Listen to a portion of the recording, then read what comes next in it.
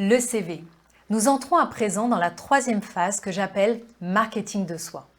Que votre projet soit salarial ou non, je vous encourage à envisager votre démarche comme un entrepreneur. Connaissance de soi et de son produit et de ses services, connaissance du marché et de ses besoins, et enfin communication de son offre de manière ciblée. Ici, le commercial, c'est vous. Et la solution que vous vendez, c'est votre offre de service. Votre cible, le décideur qui vous recrutera. Son potentiel intermédiaire, le cabinet de recrutement. Ou, si vous êtes entrepreneur, le client qui achètera votre produit ou votre service. Toutes les réflexions et recherches entreprises dans la phase 1 et 2 sont essentielles afin d'orienter la communication et les supports que vous utiliserez pour réussir votre projet dans cette phase 3. Commençons par votre CV. C'est souvent sur la base de votre CV, si ce n'est votre profil LinkedIn, qu'un recruteur se forge une première impression. En tant qu'outil de vente clé, il donne un aperçu général de ce que vous avez fait et permet de se faire une idée de ce que vous pourriez faire à l'avenir chez un potentiel employeur. Petit rappel de plusieurs essentiels par rapport à votre CV.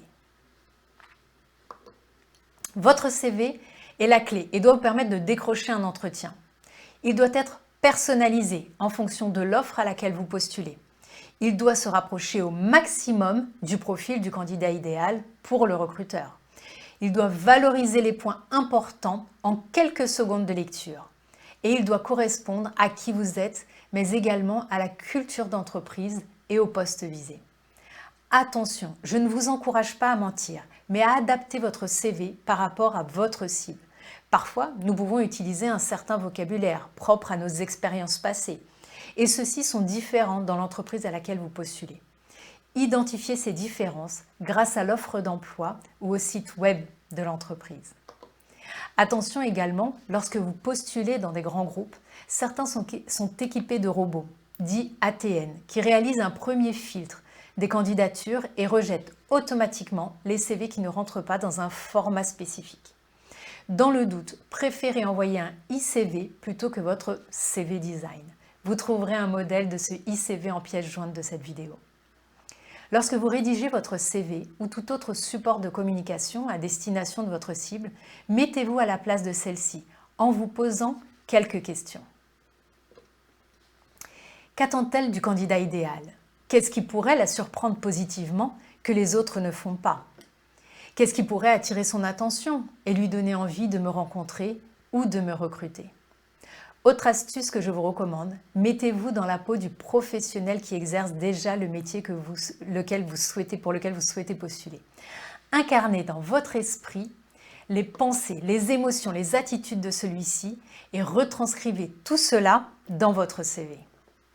L'exploration des métiers avec les interviews des professionnels qui exercent déjà les métiers qui vous intéressent devrait vous aider si vous êtes junior sur ce poste.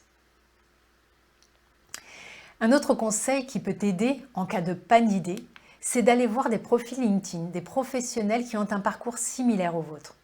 Cela peut faire émerger des actions réalisées que vous auriez omis et alimenter votre propre CV. Élément qui a son importance, si vous n'avez pas au moins 15 ans d'expérience, le CV se veut sur une seule page, c'est suffisant. Celui-ci doit donner envie de vous questionner, d'en savoir davantage. Il ne doit pas répondre à toutes les questions que pourraient avoir à vous poser les recruteurs. Dernier point concernant votre CV, n'hésitez pas à le faire relire par votre entourage, afin qu'il puisse apporter un regard critique en anticipant peut-être certaines questions des recruteurs. Voici d'ailleurs quelques questions à vous poser une fois que votre CV est terminé.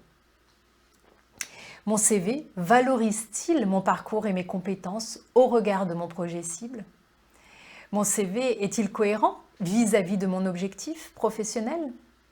Est-il approprié par rapport au métier que je vise et aux entreprises cibles? Quels sont les éléments de mon CV qui devraient rassurer mon interlocuteur? Et à contrario, quels sont les éléments de mon CV qui pourraient le faire hésiter? Ma valeur ajoutée quand on poste à pourvoir est-elle claire sur mon CV? Et enfin, mes réalisations sont-elles valorisées sur mon CV?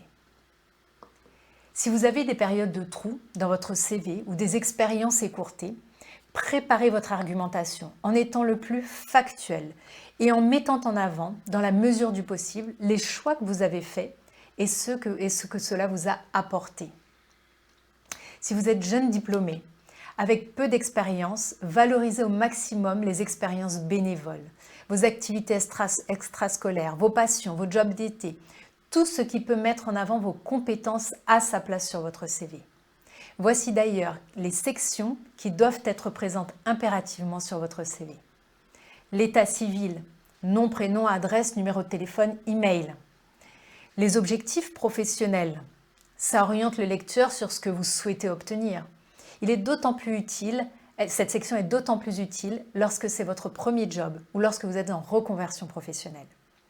Une accroche, il s'agit d'un texte concis, récapitulant votre expérience professionnelle, vos domaines d'expertise, vos aptitudes techniques ou professionnelles, vos traits de caractère. C'est un mini pitch. C'est la section idéale pour expliquer un choix de reconversion professionnelle ou rassurer un recruteur sur votre détermination alors que vous êtes jeune diplômé. Utilisez des termes clés employés par le marché cible. Enfin, la section expérience professionnelle. Cette partie doit comprendre les noms des entreprises dans lesquelles vous avez travaillé, la fonction que vous occupiez, les années durant lesquelles vous avez exercé et éventuellement le lieu géographique et notamment si vous avez travaillé à l'étranger. Autre section importante, bien sûr, dans ces sections, je dirais une sous-section de celle-ci, ce sont tout ce qui est description des responsabilités assumées et réalisation. On va ici voir toutes les missions, vous allez pouvoir valoriser vos missions, vos réalisations, votre niveau de responsabilité, les résultats chiffrés éventuels que vous avez obtenus. Je recommande d'utiliser des verbes à l'infinitif et d'action. Attention néanmoins à utiliser un vocabulaire qui n'est pas juste le jargon de votre ancienne entreprise. La section formation initiale. Récapitulez ici vos formations initiales dans l'ordre chronologique inverse.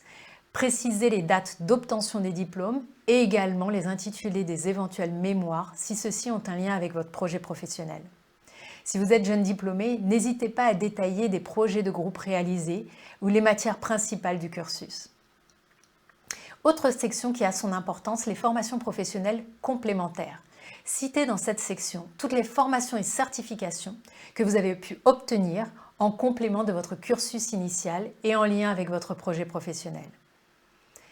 Autre section importante et d'autant plus importante lorsqu'on est jeune diplômé, adhésion à des associations. Indiquez dans cette partie les associations professionnelles, culturelles ou sportives auxquelles vous participez et qui sont en cohérence avec vos objectifs professionnels. Précisez d'ailleurs si vous êtes membre actif du bureau. Et puis enfin, la dernière section qui peut être diverses ou autres informations. Il s'agit ici de toute information complémentaire pertinente par rapport à votre projet professionnel, langue parlée, compétences informatiques. N'hésitez pas également à préciser sur votre CV et en fonction du besoin si vous êtes mobile géographiquement et si votre disponibilité est immédiate. Pour la création de votre CV, vous pouvez trouver de nombreux modèles via Internet. N'hésitez pas à les comparer. C'est maintenant à vous de jouer en déposant votre CV sur des job boards, des sites d'offres d'emploi existants et correspondant à votre profil. Je vous ai mis ici une liste non exhaustive, mais qui pourrait vous aider à faire votre choix. Pôle emploi, Indeed, Région Job, Cadre emploi, Job Teaser, l'APEC, Welcome to the Jungle, Google for Jobs, Nevo, Monster, Le Bon Coin et Quel Job. Vous avez à présent tous les éléments pour pouvoir faire de votre communication au travers de votre CV un argument pertinent et impactant de votre recherche d'emploi. C'est à vous de jouer.